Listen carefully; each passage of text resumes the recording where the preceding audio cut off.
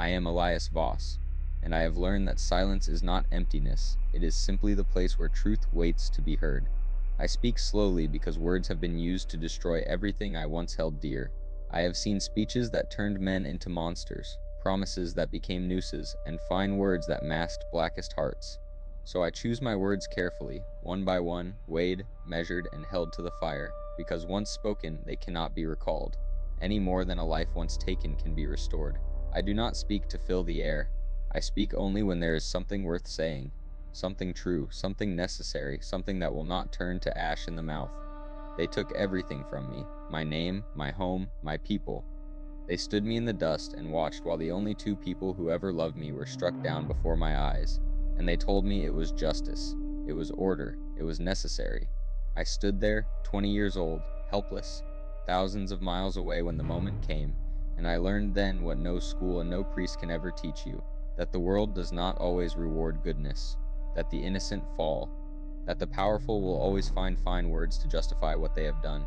And yet, my father stood silent before them. He did not beg, he did not bend, he did not speak their lies, and in that silence, he defeated them.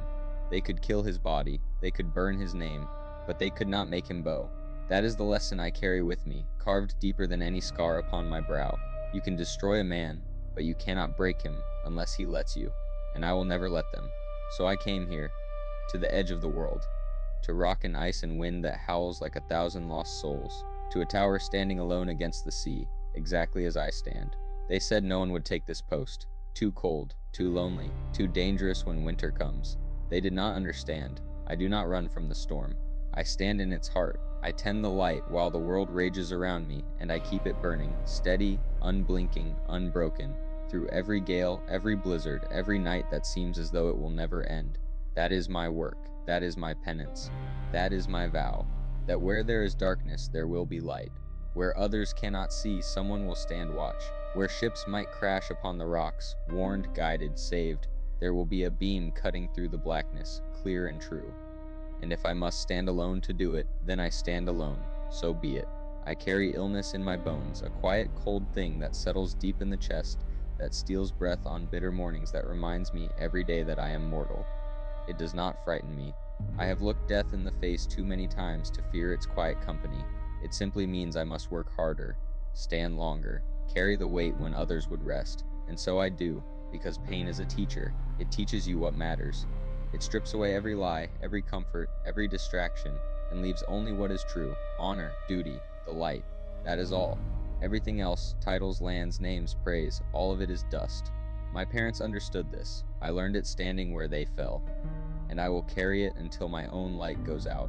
Do not mistake my silence for weakness. Do not mistake my stillness for surrender. The sea is quiet before it strikes. The lighthouse does not shout, it simply shines, and that is enough. I have learned that strength is not in the voice that booms the loudest. It is in the will that does not break, the hand that does not tremble, the light that does not waver, not when the wind howls, not when the waves crash, not when the night seems endless. That is the strength I strive for. That is the strength my father showed me, and that is the strength I offer you, if you should need it. I do not know what brings you here. Perhaps you sought shelter. Perhaps you sought silence. Perhaps you simply sought someone who would not lie to you. Whatever it is, know this: I will not flatter you. I will not tell you